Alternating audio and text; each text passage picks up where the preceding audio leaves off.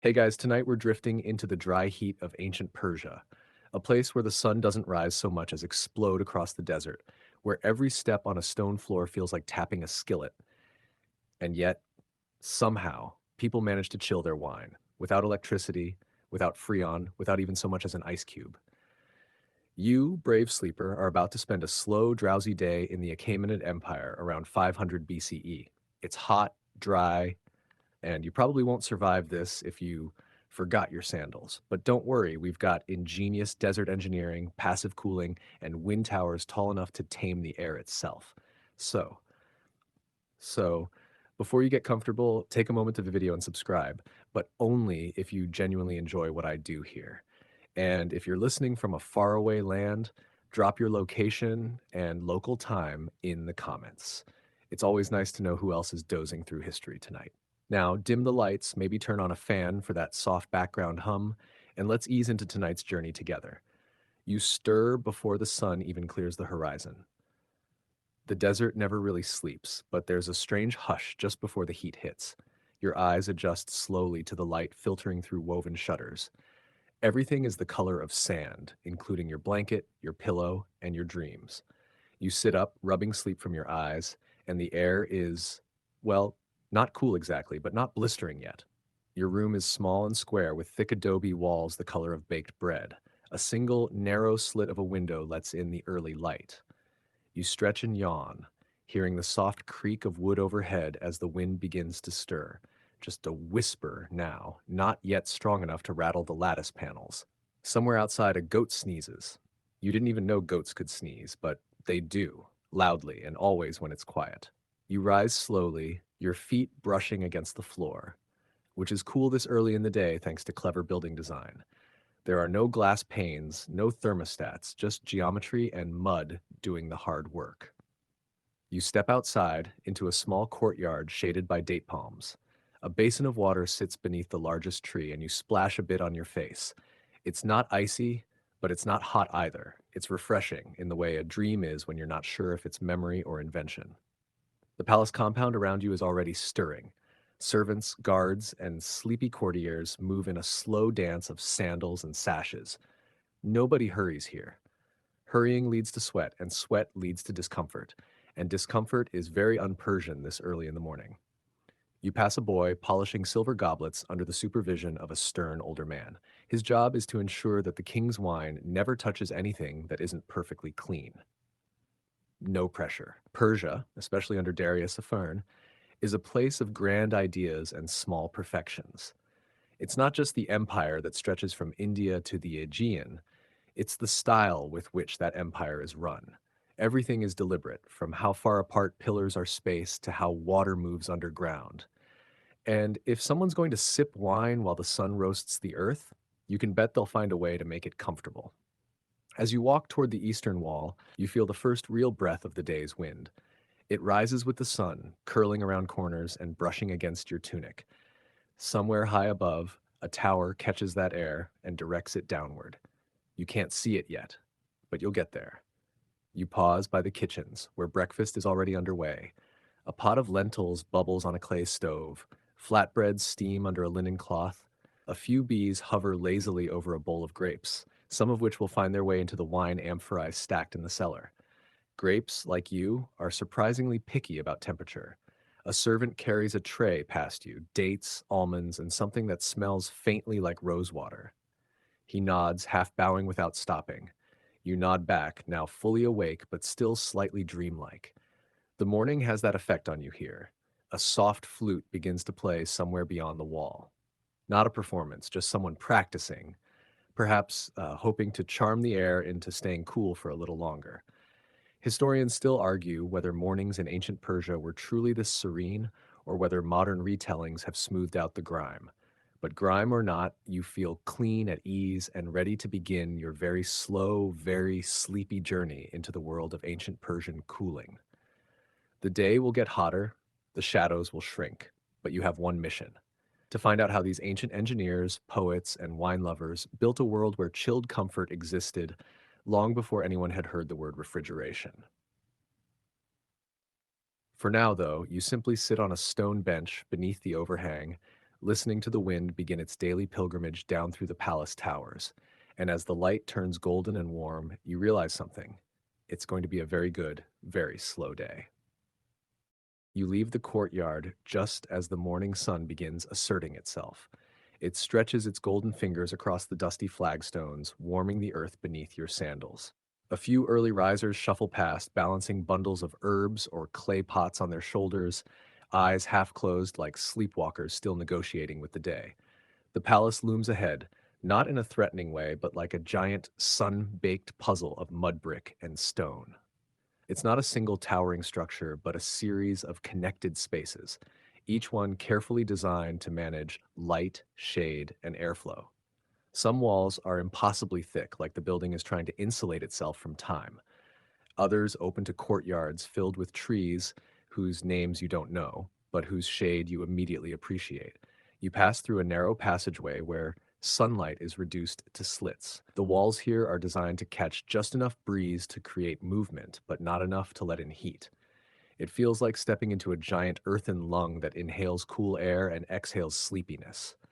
You blink slowly as your eyes adjust. Inside the palace proper, it's even cooler. The change is subtle but real, just enough to make you hesitate and wonder how that happened. There's no magic here, just mathematics and dirt. You're in an Achaemenid structure, maybe even one of the lesser halls of Persepolis if you want to be romantic about it. But the engineering, that's universal. Doorways don't line up accidentally. Ceilings slope for a reason. It's all done with the same obsessive care that goes into arranging a royal beard in a bas relief. A servant girl pads past you carrying a polished tray. On it are small cups, probably for wine or water. No one would dare mix them up. They sparkle faintly in the filtered light. You follow her through an arched doorway into a hall that smells of cedar and dust. Columns rise like frozen trees all around you, supporting a ceiling painted with geometric patterns and delicate blues. You resist the urge to lie down on the floor. Bare stone never looked so inviting. Here's the thing most people don't realize about palaces and hot places. They aren't built to impress with cold grandeur like European castles. No, Persian design is about persuasion, not intimidation. It wants you to sit, linger, exhale. The architecture murmurs, stay a while. So you do. One of the wall niches holds a relief carving, an official of some kind, possibly holding a cup. His beard is impossibly well coiffed. You wonder if he ever got too warm during formal events. Maybe he snuck off to the wind tower when no one was looking. You continue through a long corridor, every step echoing slightly. A mosaic of tiny tiles lines the base of the walls, deep blues, sunny yellows, desert reds. No two tiles are exactly the same, and you're almost certain one of them has been replaced with a piece of glazed pottery. It's a small patch of rebellion in an otherwise orderly space. Historians still debate whether these palaces were primarily used for governance or seasonal retreats. Some claim they were winter getaways. Others argue they were centers of intense administrative activity. Either way, they had to be livable. And livable meant cool, not just in temperature, but in vibe. You pause near a low fountain that gurgles softly into a shallow pool. The water smells faintly metallic, clean, and purposeful. You crouch beside it and trail your fingers across the surface. It's surprisingly cool. Not mountain spring cold, but certainly not what you'd expect in a sun-scorched compound surrounded by sand.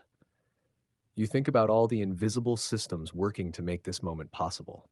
The thick walls that trap night air, the strategic courtyards that coax breezes into motion, the alignment of openings that lets air flow without ever letting the sun barge in uninvited. There's intelligence in the mud, and it hums under your hands. A nearby servant is arranging fruit on a platter, figs, grapes, and something vaguely resembling a pomegranate that's already given up the will to live. She hums tunelessly as she works, oblivious to your wandering thoughts. In her world, this is just another morning of keeping things cool without ever using the word refrigerator. As you pass into another chamber, the walls shift again, this time darker, lined with thin panels of carved wood. Ventilation slits near the ceiling allow warm air to rise and escape. That's the principle of passive cooling in a nutshell. Give heat a place to go. Don't trap it. Don't fight it. Just guide it away gently, like you're escorting a tipsy uncle out of a party without making a scene. There's a large clay amphora in the corner, slightly elevated from the floor on a carved stand. A cloth covers its mouth. You lift it gently, and the air that escapes smells faintly of wine and earth. Not fermented enough to knock you over, but definitely on its way. Somewhere in the cool storage chambers below, dozens more of these sit in darkness, aging slowly in temperatures that would make modern sommeliers jealous. You sit again, this time on a cushioned bench near an open archway. Outside, a palm tree sways in the breeze. You close your eyes for a moment. The wind brushes across your cheeks, filtered through layers of architecture and shaded alleys. Persian palaces, you realize, weren't just places of ceremony, they were machines for comfort. Machines that didn't hum or buzz or beep, they just breathed. And when the heat threatened to rise, they gently reminded it, not today. The corridor opens onto a quieter wing of the palace. Less foot traffic here, more soft sandals scuffing woven reed mats. You hear the occasional clang of distant bronze or the faint slosh of water in a carried jug, but mostly it's still. The kind of stillness that has weight to it, like the air's been trained to behave. You follow the scent of grapes and polished metal down a smaller hallway. Here, the ceilings are lower, but not cramped, more intimate. You duck slightly as you pass under a carved lintel, painted with faint remains of blue pigment that once told a story, now faded like a dream you can almost remember. The cupbearer's quarters are just ahead. If you imagined a bustling wine cellar with barrels stacked to the ceiling and a portly man tasting from ladles, you'll need to adjust your expectations. This is ancient Persia, refined, quiet, deeply intentional. The cupbearer is not just some glorified bartender, and he's a trusted servant with access to the king, to the inner circle, to the wine, and by extension, to power. You step into his chamber, lit by soft slivers of light from above. Clay amphorae are stored carefully along the wall, raised off the ground on woven mats. They're marked with simple geometric stamps, triangles, spirals, sunbursts, indicating grape variety, origin, and perhaps a poetic phrase or two. Persian labels don't say full-bodied with notes of cinnamon. They say things like, to soften the harshness of fate. You crouch beside one of the vessels. It's warm to the touch on the outside, but when the cupbearer returns and uncovers the top, a faint breath of cool air drifts upward. You blink in surprise. No ice, no fans, just clever material, shade, airflow, and patience. The cupbearer eyes you briefly and offers a slight smile. His tunic is simple but clean, his hands stained faintly with the purple of grapes, his feet bare. He moves slowly, not out of laziness, but with the calm grace of someone who knows exactly how long things take and refuses to rush them. He begins his routine. First, he fetches a small silver jug from a shelf, not bright and polished like for a feast, but dulled from daily use. It holds water, lightly scented with mint leaves plucked from the garden just before dawn. He pours a small amount into a clay cup, swirls it, then dumps it out. This is not a waste. It's a rinse, a cleansing, a beginning. Next, he selects a wine amphora from the row. This one's sealed with a mixture of beeswax and cloth. He breaks it carefully using a bronze pick and peels back the fabric. The scent rises, earthy, rich, not too sweet. He stirs gently with a long wooden rod, muttering under his breath, possibly a blessing, possibly a to-do list. Wine, you recall, wasn't always stored neat. Sometimes herbs were added, saffron, coriander, even tree resins. This was partly for flavor, partly to help preserve it, and partly because Persian cuisine, like its empire, is deeply layered. A drink should not only quench, it should transport. He pours a small measure into the cup, lifts it to his lips, sips, nods, then refills and hands it to a nearby servant who disappears through a side door leading deeper into the palace where someone important is waiting for refreshment. You notice the jug he used has a base narrower than its body, a shape designed not just for pouring, but for minimizing heat absorption. Historians still argue whether Persian vessels were engineered with thermodynamics in mind or if the cooling effects were happy accidents. Either way, the cupbearer treats each pour like a sacred ritual. He sets down the jug and moves to a shaded alcove where several cloth-wrapped bundles lie nestled in a shallow basin of water. Then he lifts one, a simple ceramic flask, and hands it to you. The surface is moist and faintly cool. Porous clay allows evaporation, which lowers the temperature inside the vessel. It's a kind of natural air conditioner in your hand. You take a sip. It's not ice cold, but it's cooler than the air. refreshing in the way a well-timed breeze is, enough to make you sigh. This is yakhchāl thinking, though the actual Persian ice pits won't be mentioned until later. But already, this culture knows how to coax the climate, not conquer it. They don't fight the sun. They dodge it, dance around it, let the earth handle the heavy lifting. You watch as the cupbearer refills other vessels. Each action is deliberate, nothing clinks, nothing splashes. There's an elegance to his silence. Somewhere beyond these walls, war plans are drawn, trade routes negotiated, temples built. But here, in this dim chamber, the business is simplicity, to make the drink cooler than the day. And you realize that in ancient Persia, service isn't servitude, it's artistry. There's pride in this quiet craft, in the subtle triumph of refreshing another human being, especially when the sun outside is building up to an afternoon tantrum. You stretch slightly, feeling the stone beneath your knees. You're not sleepy, but you're definitely slower now. The rhythm of this room does that to you. As you leave the chamber, the cupbearer gives you another glance, measured, amused, as if to say you'll never look at a glass of wine the same way again. And he's right. You climb now, slowly, deliberately, up a narrow stairway that hugs the palace wall like ivy. Each step is slightly uneven, worn by centuries of sandals, sand, and time. The stone is warm under your feet, and the sun is climbing higher, like a lazy tyrant who's finally decided to get out of bed and make everyone else suffer for it. At the top, you reach a platform, not quite a rooftop, not quite a room. Above you rises the windcatcher, the badgir, a word that literally means wind grabber, which sounds like something out of a bedtime fairy tale, or maybe a Saturday morning cartoon about architecture. But this isn't fiction. The structure is tall and narrow, with open slats near the top facing the direction of the prevailing breeze. Depending on where you are in Persia, Yazd perhaps, or somewhere near ancient Susa, the design varies. Sometimes the tower has 4 openings, sometimes 8. The idea always is the same. Trap the wind, funnel it downward, and cool everything below. You stand beneath it, in its shadow. The air here shifts subtly. You can't see it move, but you feel the way it wraps around your shoulders, lifting the corners of your robe ever so slightly. It's not dramatic, not a gust, more like a sigh that's learned to whisper through stone. Inside the windcatcher, the process is beautifully simple. The breeze enters through the tower's opening. Gravity does its bit, pulling cooler air downward. Meanwhile, hot air, gathering below, gets the hint and rises up and out through a second shaft. It's a self-regulating breath, an inhale and exhale powered entirely by physics and patience. Some windcatchers are paired with subterranean chambers, rooms dug deep into the earth, sometimes lined with thick insulating brick.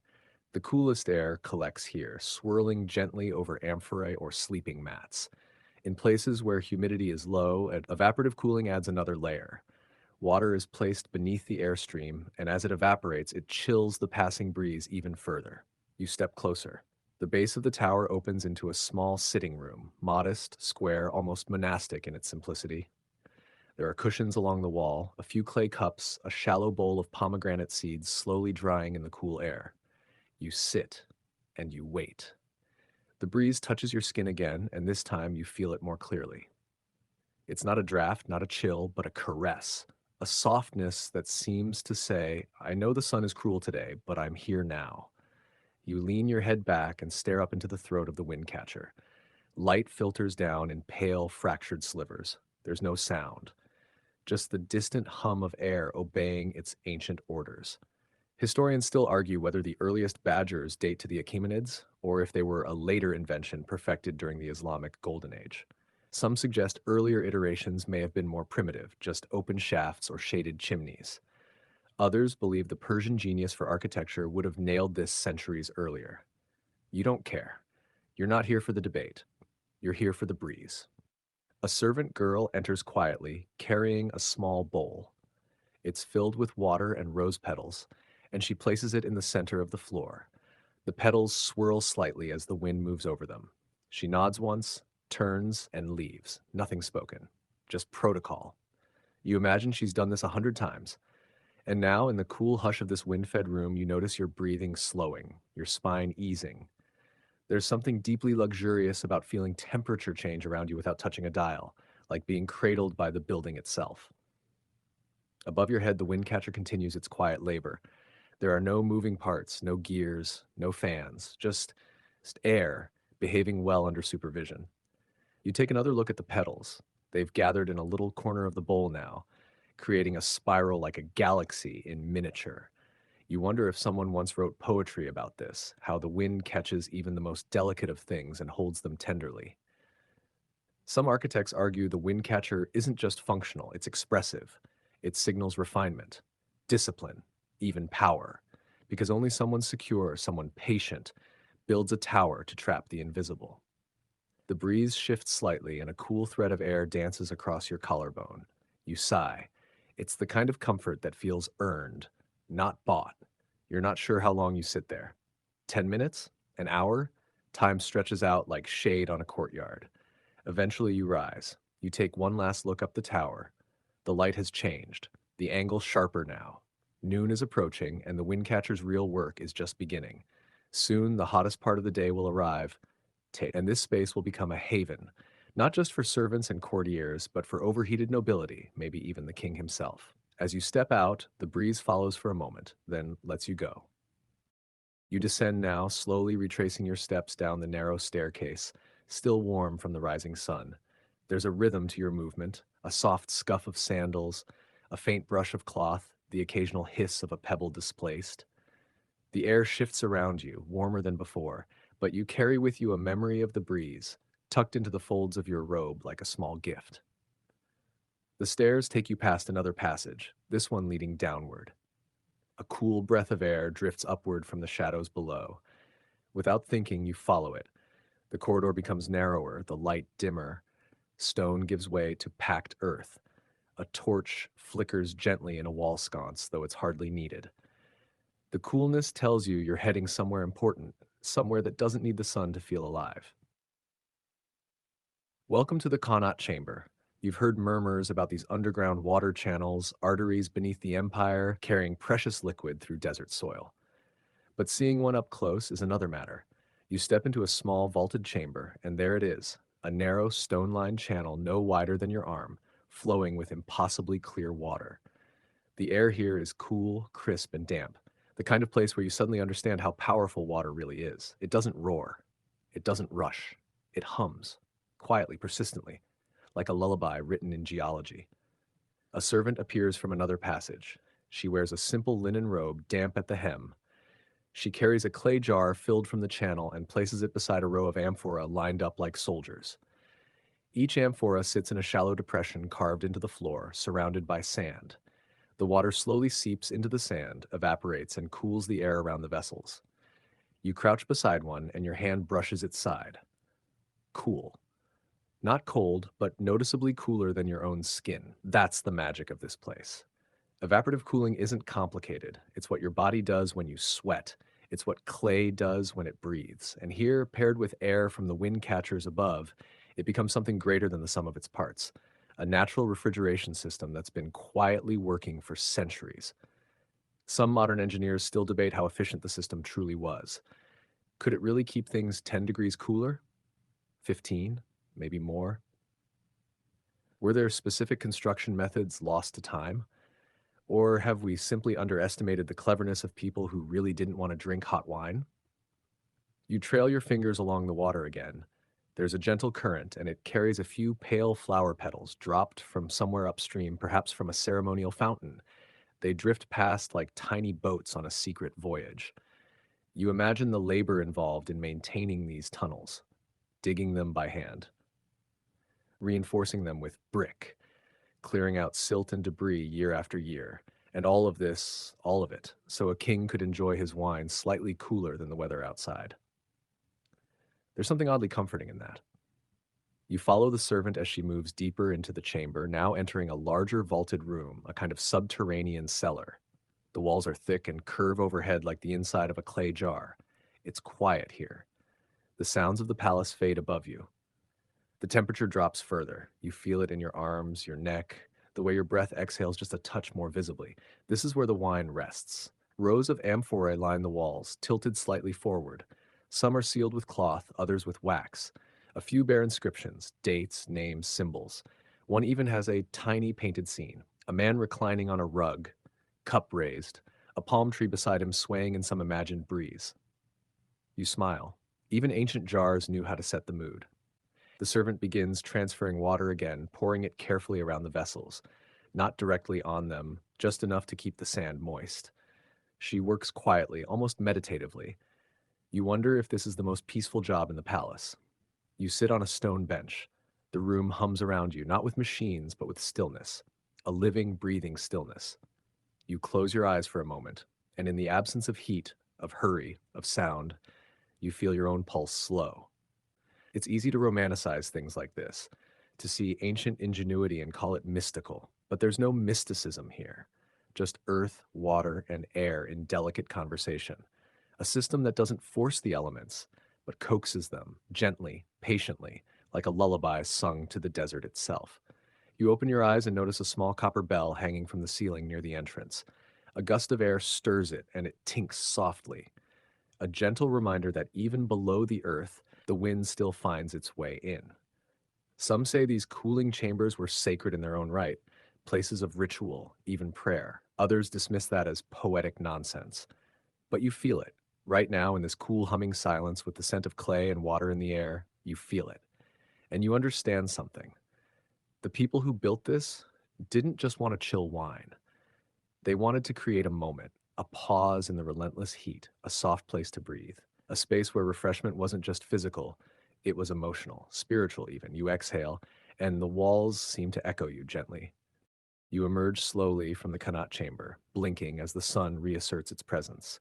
The cool, damp air lingers on your skin like a ghost, evaporating into the dry heat above ground. Your eyes adjust, and the world sharpens again, brighter, louder, a little more sun-baked. You're back in the heart of the palace complex now. The day is well underway, and the heat has settled in like a bored cat, full-bodied, unbothered, and utterly committed to stretching itself across every surface. Still, you don't sweat. You walk in the shade of tall walls and arched corridors, each one angled to block the sun's most aggressive rays. The palace is like a sundial made of intention. Wherever you step, someone has already thought, this needs to be cooler. A servant passes with a tray of cups, their contents hidden beneath a linen cloth. You follow, curious, until she veers into a long hall lined with columns and polished stone. At the end, the room opens into a sort of informal gathering space. Not a throne room, not a banquet hall, just a place to sit and, apparently, sip. A nobleman reclines on cushions beneath a painted ceiling. The designs swirl above him like lazy galaxies, all blues and golds and occasional flecks of red. He gestures to a small amphora beside him, and a servant pours. You step closer and take a seat near the edge of the space, unnoticed but welcome, like a drifting thought at a very slow party. The wine is poured into shallow clay bowls, not glasses. No clinking, no toasts, just the faint sound of liquid meeting earth. You're offered one. It's warm to the touch, but the contents? Surprisingly cool. Not icy, not modern, but enough to make you raise your eyebrows a little. It tastes different too. Earthier, slightly sour. More complex than what you're used to, but pleasant in a way that makes your tongue sit up straight. There's something herbal in there, possibly saffron or fenugreek, or whatever Persian poets used to compare their heartbreak to. Historians still debate exactly how Persian wine was made. The clay tablets and scattered references suggest a variety of methods: sun-drying grapes, fermenting in clay, sweetening with dates or honey, and infusing with spices depending on region, season, and social status. One account even suggests that some wines were deliberately aged with seawater added. Others think that's a mistranslation. Either way, someone definitely tried it. A young man beside you murmurs something in Old Persian. You smile and nod, having absolutely no idea what he just said.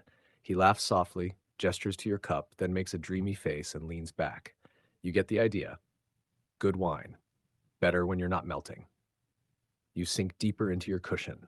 The walls of the room are thick, the windows narrow and high. Air moves gently, pulled by the breeze coaxed through the upper vents. The wine is part of the cooling system too, stored underground, retrieved just in time, served without hurry. You notice a servant placing a small plate near the nobleman's cushion. On it, cheese, flatbread, and something that looks suspiciously like pickled garlic. He lifts a piece, sniffs, nods with approval. There's no music playing, but someone hums softly in a corner, a low, slow tune that might be a lullaby or it might just be how this room feels in human form. You close your eyes for a moment. The cup rests lightly in your hand. The clay is textured, unfired perhaps, or simply well loved by years of use. It doesn't feel like a vessel for luxury. It feels like a story someone forgot to write down. You picture the vineyards where these grapes were grown, possibly clinging to the mountainsides near Shiraz or nestled in the valleys of Media. You imagine farmers with sun-darkened skin, stooped backs, nimble fingers, plucking fruit, with the kind of attention modern life has forgotten how to offer. The wine you're drinking may have passed through a dozen hands, pressed, fermented, sealed, stored, and cooled. Also, it could arrive in this moment, in this room, in this bowl that have to fill your mouth with the taste of other people's patience. And you realize something oddly beautiful. This isn't just wine. It's a climate-controlled memory, a carefully calibrated defiance of the sun, a cool hand on the shoulder of a sweating world. One of the older men in the room begins speaking, slowly, deliberately. His voice is deep and worn, like a saddle or a favorite song. He speaks of the grape harvest 3 summers ago, of the way the rain surprised them, of how they stored the barrels deeper than usual that year. Others listen. Some nod. No one interrupts. This is wine as record keeping, wine as oral history, wine as a seasonal diary, chilled not in metal coils or ice baths, but in the bellies of the earth, the whisper of wind and the stubborn genius of people who looked at the desert and said, "We'll sip anyway." A younger man leans forward with a question. The elder chuckles, sips, and answers with a shrug. Historians still argue whether these informal gatherings had political weight. Some claim they were where real decisions happened, away from the pressure of the court. Others believe they were simply pauses, breath between decrees. You take another sip, and either answer feels right. The wine is now slightly warmer, but still good. You drink slower. Your thoughts loosen like threads floating in the still air of the room. Someone offers you a dried fig. You accept, and for a moment, nothing happens. Perfectly. The sun is now at its highest point, painting the palace in hard light and long shadows. You step out from the cooling hall, blinking against the brilliance. The heat doesn't strike. It wraps like a weighted blanket you didn't ask for. But you move slowly, and the air, still stirred gently by shaded corridors and high vents, doesn't press as cruelly as you expected. The breeze still hums. A narrow path leads you through another wing, this one quieter. The voices are fewer, footsteps softer. You smell something in the air, dried rose, cardamom, maybe a hint of cumin. The scent drifts from a side chamber, its door propped open by a smooth river stone. You follow it. Inside, the room is smaller than most, the ceiling lower, the floor blanketed in woven rugs. Here, noblemen recline on low divans, servants at their elbows, and wine cups resting in shallow brass trays. But the atmosphere is different. This isn't a feast. This is a slow gathering. A drifting conversation punctuated by the occasional thoughtful silence. The kind of meeting where no one needs to raise their voice to be heard. A musician sits near the back with a long-necked instrument, perhaps a rud or barbat, plucking at the strings with fingers as slow as the melody. The notes melt into the walls like wax. You settle on a cushion near the edge, unnoticed but welcome, as always. One of the nobles lifts a cup. It catches the light, clear liquid with a golden hue, possibly wine infused with saffron. He takes a sip, leans his head back, and sighs audibly. You hear a soft chuckle from another guest. That's as lively as it gets.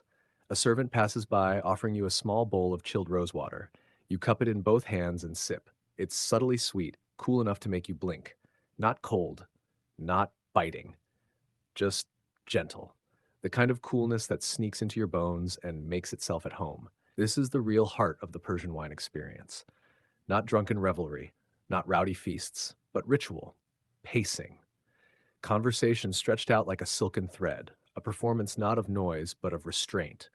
You catch fragments of dialogue, a story about a lion seen on the road to Persepolis, a joke about a scribe who fell asleep during an audience and claimed he was deep in poetic thought. A quiet complaint about the rising cost of sandalwood. Someone recites a verse. The room falls still. You don't catch every word, but the rhythm is hypnotic. The cadence soft, the meaning lingering in the space between syllables. You feel your own breath syncing with the pattern.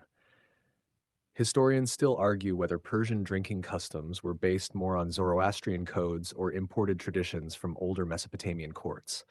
The evidence is murky. Some tablets mention wine as a sacred substance, others treat it like a daily delight. In truth, it's probably both.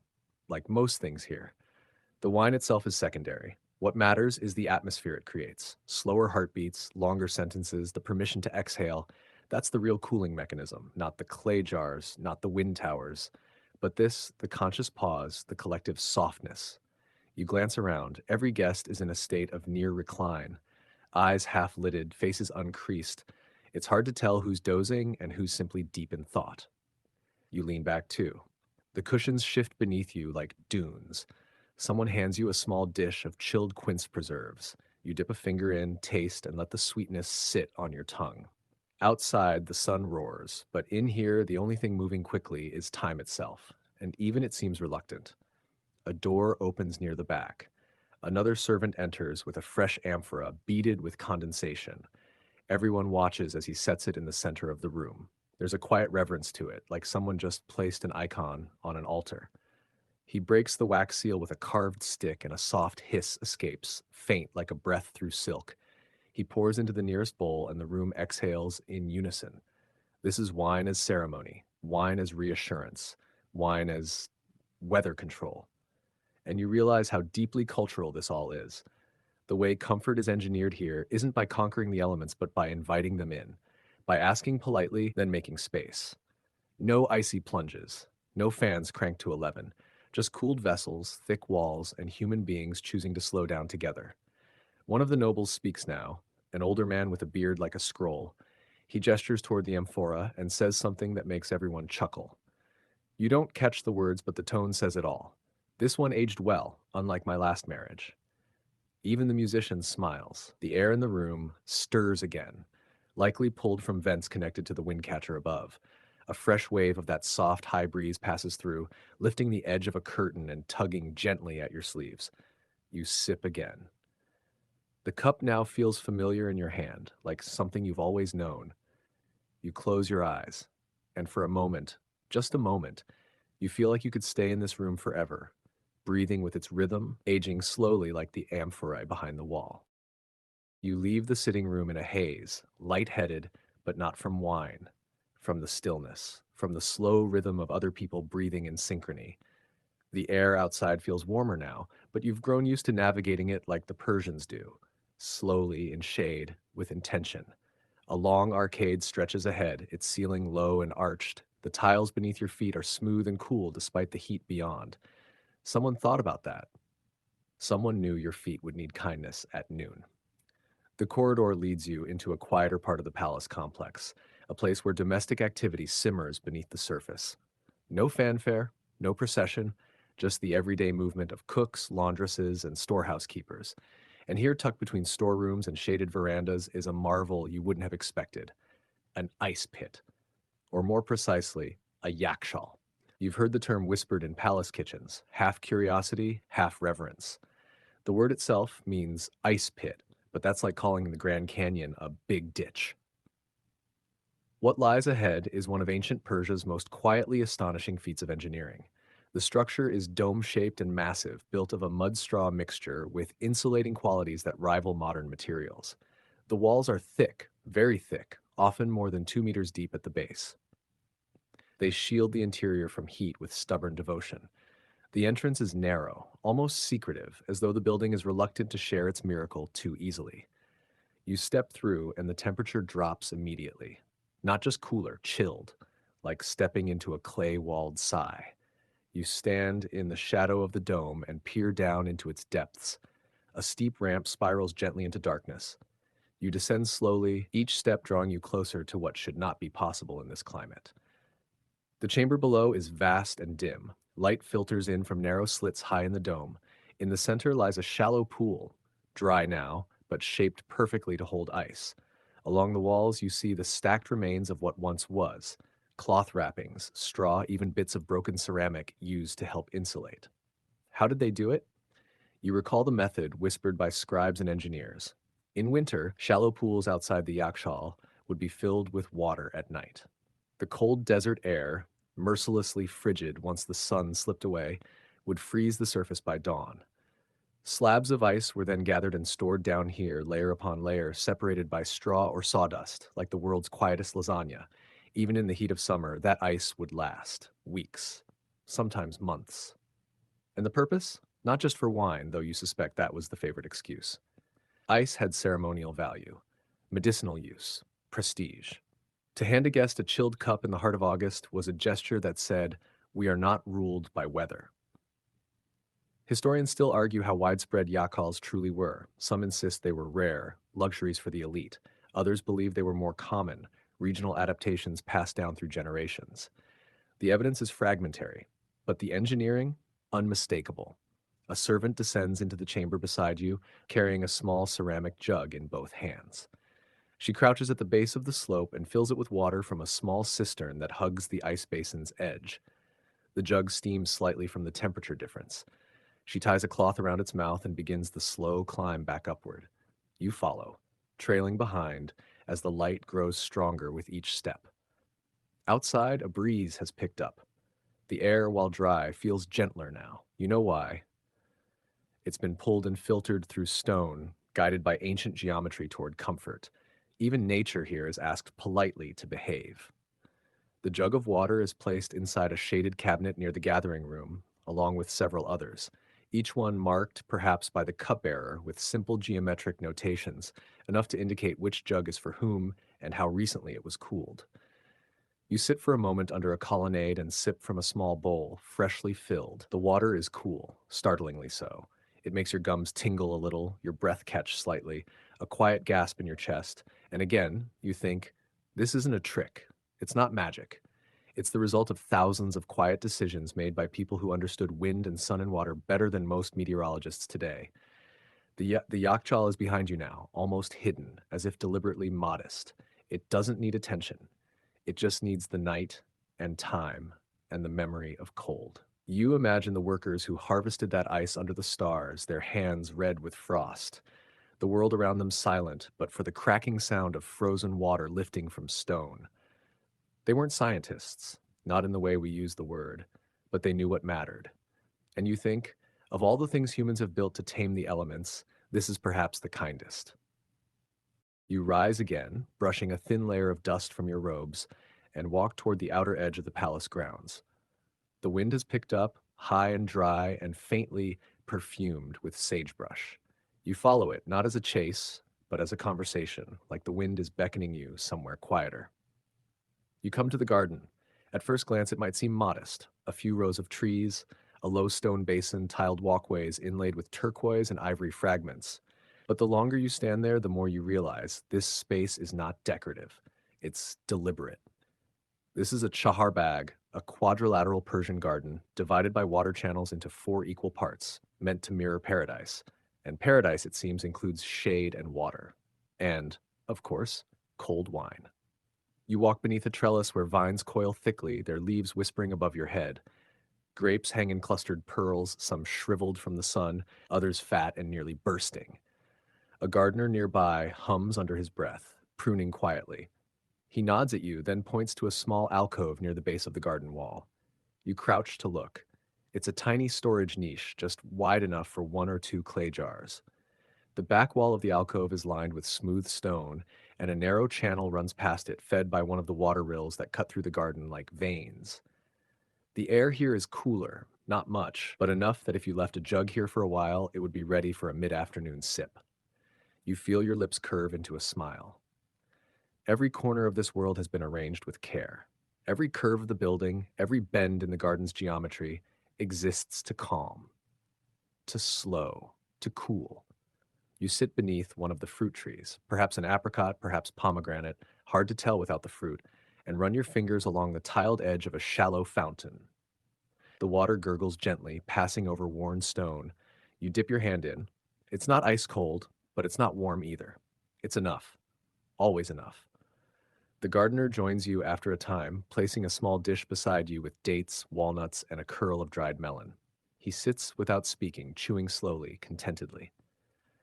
The two of you listen to the wind in the reeds and the burble of the water. You remember now something you heard once, perhaps in a scroll, perhaps a traveler's tale.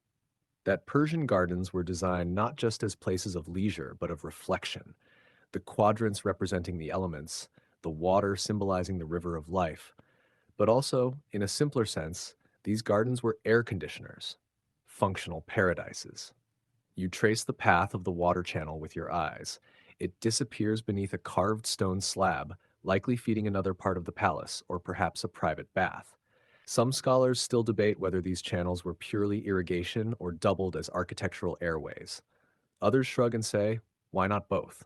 The gardener finishes his snack, dusts off his hands, and begins trimming the vine behind you. The snip of his shears is soft, rhythmic. You lean your head against the tree trunk and let the breeze speak. Somewhere in the palace, a bell rings, a thin musical tone marking some internal rhythm of the court. But here, it doesn't matter. You are outside the schedule of the sun and inside the schedule of shadows and roots. A bee hovers near your elbow, then moves on. A bird calls lazily from the far wall. The scent of water on warm stone rises like a memory, and you start to wonder, maybe cooling the wine wasn't the point at all. Maybe the point was always the process, the time it takes to dig the channel, to plant the tree, to place the jar in the shade, to wait. And by the time you reach the sip, it's not just cool, it's earned. You hear the gardener say something, half to himself, half to you. You don't understand the words, but the tone is soft, reverent even. He gestures to the grapes above, as if to say, look how long it takes to become sweet. You nod. He offers you a cup, plain, sun-darkened, filled with that same subtly cooled wine. You drink, and in the distance the wind passes through the reeds again. This time, slower. You wander again, this time along the palace's quieter walls, where servants' paths zigzag between storerooms and shaded workyards. The traffic here is light and steady. Young boys balancing amphorae, older women carrying baskets of herbs, a baker hauling a tray of flatbread so fragrant you nearly forget what you were doing. And then you see it. A narrow doorway with a carved lintel, its frame marked by soot and smoothed edges. You duck inside. A kitchen. Not the grand feast hall's kitchen. This one is different, smaller, cooler, humming with calm purpose. Clay stoves line one wall. A small tandoor oven yawns open in the corner. There's a shelf of neatly labeled jars, rose petals, ground sumac, salt glazed into little clumps, and above it, hanging from a wooden beam, clusters of dried limes and bitter oranges like wind chimes. But you're not here for spices. You've followed the scent of something else, something sweet, something chilled. At the far end of the room, nestled into the corner near a low, arched vent, you spot it. A shallow stone trough filled with water, and inside it, a lidded clay bowl. A young kitchen girl sits beside it, patiently ladling water over the outer surface. She glances at you and smiles, then gestures for you to come closer. You sit beside her. She removes the lid, and inside is a pale, golden liquid. She dips a cup into it and offers you a taste. It's sharbat. Not the modern sugary version, but the real thing. A delicate blend of saffron, vinegar, and grape must, lightly sweetened, slightly tangy, and, miracle of miracles, cooled. You drink slowly. The sharpness of the vinegar hits first, but it fades quickly into the earthiness of the grape, and then the faint floral breath of saffron lingers like a whispered compliment. It's not just refreshing, it resets you, like someone pressed a button inside your brain labeled stillness. The girl adds more water to the trough. You watch as it swirls gently around the clay bowl, like the palace is cradling its own thirst. This technique isn't new. Evaporative cooling has existed in many forms across many cultures, but here, in this forgotten corner, it feels sacred. There's no refrigeration, no machines humming, no buttons or timers. Just patience, water, porous clay, and a girl with a ladle who understands the alchemy of slowness. Historians still argue about the origin of sharbat. Some claim it's an evolution from ancient medicinal tonics designed to cool the liver and ease digestion. Others say it was always a treat, served in celebration or in memory. The truth, like always, is likely somewhere in between. But what's certain is this. Sharbat wasn't just a drink, it was a performance. In the royal courts of Persia, colored sharbat was sometimes served in clear crystal cups so guests could admire the hue. It might be poured over crushed ice hauled from the yakhchāl or served with a thin slice of lime floating like a little crescent moon. Here, though, it's simpler, earthier. The girl laughs as you shiver slightly. The sharbat, she says, is stronger today. The vinegar had more time to rest. She's pleased with herself, and rightly so. She dips another cup and hands it to a passing cook without a word. The cook drinks, nods, and moves on. This isn't about presentation, it's about the pause. You sit a while longer, a pot clinks in the background, somewhere a loaf of bread is torn. The kitchen hums not with urgency, but with rhythm, as if everyone already understands, in this heat, haste is foolish. Uh, you finish your cup and place it on a tray. The girl nods, replaces the lid, and returns to her ladling. And as you rise to leave, you realize you've just witnessed one of the oldest forms of hospitality in the world, cooling something just a little, just enough to make a moment more bearable, more gracious, more human. You step back into the sunlight. It greets you like an old dog, familiar, persistent, slightly annoying. But something in you has changed. You've been softened, cooled from the inside out, and now you think you're finally ready to understand why the Persians went through all this trouble. Not just for the wine or the sharbat or the ice itself, but for the promise each chill moment whispered. The world can be softened. The light is beginning to shift. The sun has crept westward, and with it the shadows grow long and forgiving. You find yourself drifting, unhurried now, through the outer gardens where the palace walls start to blur into the city beyond. Children chase each other along the edge of a watercourse. A cat lounges on a shaded sill, one paw dangling lazily. You pause beside a low marble wall and watch the world exhale. There's a softness to the hour that no architect could design, though Persian builders certainly tried. You trace your steps back toward a smaller, lesser used part of the complex, the guest quarters. Not the showy suites for ambassadors or foreign dignitaries, but the quiet, tucked away rooms for scholars, artists, and minor nobles. The ones who matter, but not too much. One such guest room stands open. No guards, no formalities, just a breeze slipping through sheer curtains and the faint clink of pottery inside. You step in. The room is cool. Not the deep chill of a yakhchāl or the damp hush of a qanat, but a gentle, breathable kind of cool. The result of clever placement, shaded walls, and of course a badgir, a windcatcher, rising like a slender tower above the ceiling. You look up and see the wooden slats of the windcatcher's opening, angled just so. Air flows down from above, skimming past damp mats hung in the shaft, cooling as it falls. You sit on a wide divan and feel it against your skin, the faintest kiss of motion, a subtle hush of intention. Next to the couch sits a small table bearing a clay bottle slightly damp and a cup resting upside down. You flip it gently, pour, and sip. Yes, more wine, still cool, still earthy. Slightly sweeter this time, perhaps touched with date syrup or fermented melon. You lean back and let the breeze do its work. Windcatchers are one of those inventions that seem too clever for their age, except they weren't. They were everywhere in Persia and beyond. Some as simple as a single shaft, others with multiple directional ports to catch the prevailing breeze, no matter where it came from. Some were even connected to qanats below, channeling cooled air from underground up into homes like ancient HVAC systems. Modern engineers still marvel at them. Were they truly as effective as described? Could they lower interior temperatures by 10, even 20 degrees? Some say yes, others scoff. But you're sitting here. You feel the difference. And that's all that matters. A scroll sits on the table. Someone has left it half opened, its ink slightly faded. You lean in. It's a poem, not in Persian, but Greek, possibly the work of a guest from one of the Hellenistic cities. The words praise the palace, its breezes, its gardens. One line catches your eye. Here the air is taught to sing. You smile. Across the courtyard, another guest lounges under a portico. He raises a cup in your direction. You return the gesture.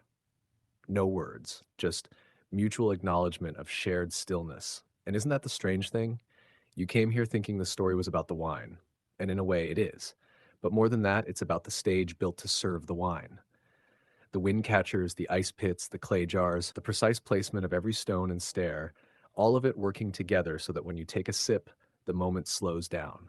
You sip again. In the hallway, someone passes with a lute, plucking at it absently. The tune is lazy, sliding from one note to the next like silk through fingers. It trails off as they round the corner. You close your eyes and let the music fade. There are no demands here, no speeches, no ceremonies, just design that vanishes into usefulness. Architecture that asks nothing from you but presence. Historians still debate whether Persian palaces like this were primarily administrative, ceremonial, or personal. The answer, as always, is yes. And also, no. And also, it depends. But you suspect deep down that no one built a windcatcher just for politics. They built it for this, for the hush of cooled air sliding down your neck, for the kind of afternoon where your only task is to stay awake long enough to enjoy how drowsy you're becoming. The wine is nearly gone. You set the cup down. You set the cup down. The wind stirs again, a little stronger now, curling the edges of the scroll, brushing your hair from your forehead, reminding you softly that even the sun must one day lose its grip. The light outside turns a richer gold now, dusting every surface with the melancholy of late afternoon. You rise from the divan, joints creaking slightly in protest, not from age, but from deep, prolonged stillness. You've become part of the room, like a cooled statue accidentally animated. You step into the open-air corridor again. The stone tiles beneath your feet are warm, but not unkind. The wind has shifted subtly, lower now, softer, as if tired from a day of service. In the distance, you hear a rhythmic clatter, gentle, metallic, like a slow applause. You follow the sound down a winding path that hugs the palace perimeter, past sculpted trees and a cluster of benches where older courtiers rest in companionable silence. You find the source, a workshop, not the dusty, cluttered chaos of a smithy or sculptor's studio, but a quiet, ordered place filled with vessels. Rows and rows of amphorae, carafes, and small ceramic cups lie drying on wooden racks. A potter kneels at a spinning wheel, shaping something wide-mouthed and narrow-necked, familiar. Another wine jar. You step closer. He glances up and smiles, then nods toward the shelves. You wander between them. Here is where the unsung half of wine cooling happens. Not in the wind towers, not in the shade, but in the very vessels themselves. Persian potters, like their Egyptian and Mesopotamian peers before them, had long ago discovered the magic of porous clay. Water seeps through the walls, evaporates into dry air, and takes a little heat with it. Not enough to freeze, just enough to matter. You pick up a jar, unfinished, still warm from the sun. Its surface is chalky, pale, and speckled. You run your fingers over it and feel the faint pull of absorption, like the clay is trying to drink the air. Next to it sits another jar, sealed with a beeswax cap and wrapped in linen, likely finished. You tap it lightly. The sound is dull, earthy, quiet. The potter rises now, wiping his hands on his tunic. He gestures for you to come watch as he prepares another piece for firing. You follow, and together you step into the small domed kiln chamber behind the racks. The kiln is quiet for now, cooled, resting, like everything else in this palace by late afternoon. He shows you the layering, how certain clays are chosen for their thirst, others for their durability. Some are mixed with straw for lightness, others baked twice for strength. He points out a large storage amphora resting in a dark corner. Its base is round, designed to nestle into the earth, likely destined for a wine cellar buried partially underground, the way the ancients preserved both drink and dignity. Historians still argue whether amphorae were lined with pitch to preserve flavor, or whether the Persians preferred the earthy notes of unlined vessels. Some texts praise the taste of clay as part of the bouquet. Others deride it as a flaw. Your palate, having sampled several kinds by now, honestly doesn't mind either way. The potter offers you a small cup of water from a fresh-fired jug. You sip. It's cool, cooler than the room around you. You glance at him, eyebrows raised, and he grins like someone who's known a secret for decades. Clay, he says in slow, careful Persian, is smarter than kings. You nod solemnly. He leads you to a bench outside the workshop where shadows fall in long streaks and bees hover low over a patch of thyme. You sit together, two strangers connected by the quiet miracle of evaporation, and you think, maybe that's what makes Persian cooling so elegant. It's not about force, it's not about domination, it's about coaxing, about inviting nature to participate, about giving the world gentle instructions, not loud commands. You imagine the potter's jugs lined up at a banquet, each one beaded with moisture, guests reaching for them, trusting that someone, somewhere, thought ahead to make the wine bearable in the desert. A pigeon lands near your foot. You both ignore each other.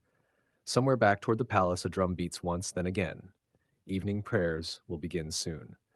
But here, in the dust-scented hush of the pottery yard, you feel no urgency. You lean back. The bench creaks softly. The clay cup rests cool in your palm, and above you, the sky turns the color of old bronze. Evening in Persia arrives not with fanfare, but with a sigh. The day exhales, the breeze changes direction, and shadows grow long and lean, slipping gently into courtyards and alcoves. The heat hasn't vanished, it's simply lost its grip. What remains is a kind of hush, a pause before the stars reclaim the sky. You drift through the outer colonnades now, past sleeping cats and stacked baskets, toward a series of steps that lead you, slowly, deliberately, downward. Not underground, exactly, just beneath the noise, the courtyards, the bustle, into one of the palace's older chambers.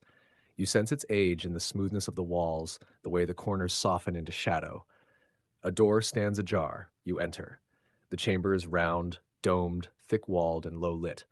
A lamp flickers in a wall niche. The air smells faintly of cedar and old wine. In the center, a broad stone basin lies still and dark, its rim carved with a repeated motif of leaves and pomegranates. Around the edges of the room are shelves, and on them, wine. Not just jugs or amphorae, but full collections. Vessels marked with lines and symbols, some bearing wax seals, others tied with ribbons of frayed linen. This is not a storage room. This is a library of wine.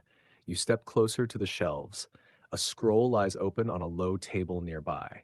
It appears to be a logbook, a dated list, names of vineyards, names of harvesters, perhaps even names of those who drank the wine and lived to talk about it. You run your finger down the list and smile at the care. This is administration turned poetry. This room, it turns out, is the final piece of the puzzle. The quiet answer to a loud question: how did they keep the wine cool? They didn't just rely on air and water and clever clay, they relied on ritual, on attention, on memory. Each amphora has its place, its story. One might be meant for a summer audience with a prince, another for a midwinter healing tonic. Another simply marked with a symbol of two leaves, likely someone's private code for drink when the weather makes you curse the sun. You reach for a vessel at eye level, wide, squat, with a faded green glaze, and lift the stopper. You inhale deeply. The scent is dark, fruity, touched with something herbal, perhaps anise or hyssop. You pour a little into the tasting bowl nearby. It's cooler than you expect. Not icy, not fresh from the yakhchāl, but cellared. A coolness born from stillness, from stone, from years spent tucked into the embrace of earth and intention. You drink, it's headier than earlier wines, aged longer, slightly oxidized perhaps, but in a way that adds depth, like listening to a familiar song played on an older instrument. The notes are the same, but the voice has changed. You sit on a low bench and let it settle in. Historians still puzzle over how long ancient Persian wines were meant to age. Some say they drank them young, within a year. Others point to these underground rooms and argue for decades-long cellaring, especially for the royal vintages. Without clear records, both theories float in a clay-scented fog. But the existence of this chamber, cool, deliberate, catalogued, makes you lean toward patience. After all, why build a shrine to something that disappears overnight? A shadow passes the doorway. A young man enters, nods to you politely, then begins moving among the shelves. He selects a vessel with the confidence of someone who knows every corner of this room. He carries it to a small stone pedestal in the center, stops, and sets it down. He lights a second lamp. The glow dances across the basin. You now notice faint channels carved into its base, designed to hold water. A mini reservoir, likely filled before a tasting, helped to cool the jug from the outside while keeping it presentable. Wine as performance. Again, the man sits and waits. You do too. After a few minutes, he lifts the jug, uncorks it, and pours. He doesn't speak, just sips, considers, nods to himself, and begins writing in the ledger. You're watching a ritual older than most empires. And it's not about power or display, it's about remembering, about keeping track of when the grapes were picked, how the winds blew that season, who pressed the juice, how it slept beneath the palace, and whether, after all that, it still sings in the cup. Your own cup is empty. You rise quietly and leave the taster to his sacred work. The corridor is dim now. Night gathers at the door, but you feel no rush to outrun it. You move slowly, carrying the weight of clay and wine and wind in your chest. The palace, once golden, has now turned silver blue in the dusk. Shadows stretch long and linger in corners, as if reluctant to go home. You step carefully through the quiet arcades, past closed shutters and walls that still remember the heat of the day. There's no particular destination anymore. You're simply moving through memory now, your own and the palace's. And somewhere deep in your limbs, you begin to understand the logic of this place, the deliberate pacing, the invitation to slow down until stillness feels like movement. A servant passes you in the hall, carrying a covered tray. He moves without a sound, gliding like a whisper through the evening. You follow from a distance, drawn more by curiosity than purpose, until he disappears into a small room lit only by oil lamps. You peer in. It's a study. Not grand. No towering shelves, no frescoed ceiling, but intimate. Cozy. The kind of room where scrolls are meant to be read sideways on a divan, not recited in courts. A man sits at a low table, carefully pouring wine into two small cups. He glances up and smiles. You recognize him, one of the scribes from earlier in the day, the one with ink-stained fingers and a robe that always seems to slip off one shoulder. He gestures to the second cup. You step in and accept the invitation. The wine tonight is different again, infused with herbs, perhaps pennyroyal or thyme. There's a dryness to it, a crispness that makes you feel sharper, as though it's whispering old secrets directly into your bloodstream. He slides a scroll toward you. It's a copy of a medical treatise on digestion or liver function, you can't quite tell. He points to a passage and chuckles. You squint. The line suggests that chilled wine, if consumed too quickly, may cause melancholy or a drooping of the internal winds. You both laugh quietly, trying not to spill your cups. Historians still dispute how seriously such claims were taken. Was ancient Persian medicine strictly practiced, or was it, like this room, a gentle mix of tradition, trial, and taste? You sip again and think about how many of these moments aren't about cooling the wine, or balancing the humors, or perfecting the jar. They're about making space, for thought, for rest, for conversation that has nowhere urgent to go. The scribe pours again, his hands steady. He tells you in a slow, rhythmic voice that once there was a physician who insisted all wine be stored underground near sleeping cats because the feline heart beats at the ideal frequency for fermentation. Neither of you knows whether it's true, but it feels true. And that's enough. Outside, a breeze stirs the courtyard tree. You catch the rustle through a latticed window. The scribe rises, selects another scroll, this one poetic, and begins to read aloud. His voice is low, unhurried, full of vowels that seem designed to lull. You don't understand every word, but the rhythm is clear. This is a verse for endings. You close your eyes. The cup cools slightly in your palm, not from any trick of clay or ice, but from the simple passage of time. It's the temperature of twilight, of dusk settling into your bones. You hear the lines drift to a close. The last syllable hangs in the air like steam over a still basin. Neither of you says anything. You simply sit and sip and let the room breathe around you. The scribe lights another lamp. The flame dances a little, then settles. He sets the scroll aside and begins cleaning his inkstone, the slow scrape of his brush a lullaby in disguise. You rise to go, nodding your thanks. He doesn't stand, but lifts his cup in farewell. The gesture feels ancient. Back in the corridor, the walls are darker now. The oil lamps along the passage flicker like stars learning how to shine. You lean against the cool plaster and let the stillness take root. All day you followed the wine, through wind towers and ice pits, gardens and kitchens, libraries and storerooms. But what you've really followed is the rhythm that made the wine possible. A culture of pacing, of temperature and temperament, of patience so profound it can be tasted. You walk slowly now, not because you're tired, but because to walk quickly would feel rude. The night doesn't demand sleep just yet. It asks only for stillness. You take one last turn through the palace. There's no destination, no plan, only motion softened by quiet. Your feet know the way now, gliding instinctively toward places that feel cooler, quieter, heavier with the presence of time. The palace has become less a building and more a body, breathing through vents, pulsing through courtyards, remembering through clay. A breeze brushes past, you don't even flinch. It's a familiar caress by now, like the hand of someone who's spent the whole day trying gently to keep you from sweating. You pass the yakhchāl again, that quiet mountain of mud brick, now dimly visible in the starlight. You smile to yourself, thinking of all the nights it has endured, moonlit, wind-bitten, still standing. It never boasts, just preserves.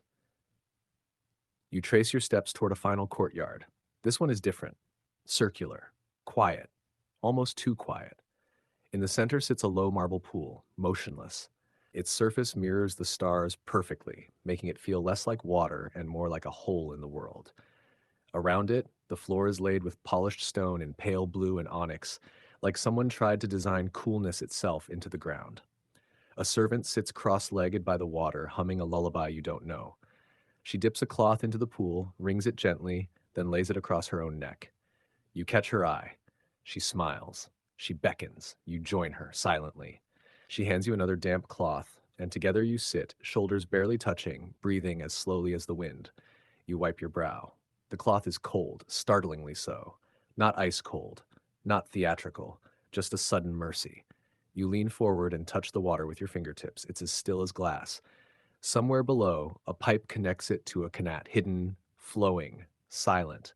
The same water that cooled your wine, your cup, your pulse. You think of all the systems you've seen, like the windcatchers and clay jars, the evaporative bowls, the garden niches, the sun-shy kitchens, every one of them a thread, and this courtyard, this pool, the knot that ties them all together. And in that moment, something shifts inside you. Not dramatically, not loudly, just a little turning, like a grape rolling in a jar. This entire day wasn't about how to cool wine. It was about how to cool people, how to soothe the body with breeze and water and slowness, how to keep tempers from flaring, sleep from fleeing, breath from racing, how to treat stillness not as laziness, but as genius. Historians still wrestle with how much of this was scientific and how much was cultural. Was it empirically efficient, or was it symbolic, about purity, ritual, refinement? Maybe both. Or maybe it doesn't matter, because here, under the stars, your skin still carries the memory of clay. Your lungs feel bigger than they were this morning. Your mind, even now, begins to ease into a kind of fog, not the forgetful kind, but the sort that arrives when you've finally stopped hurrying.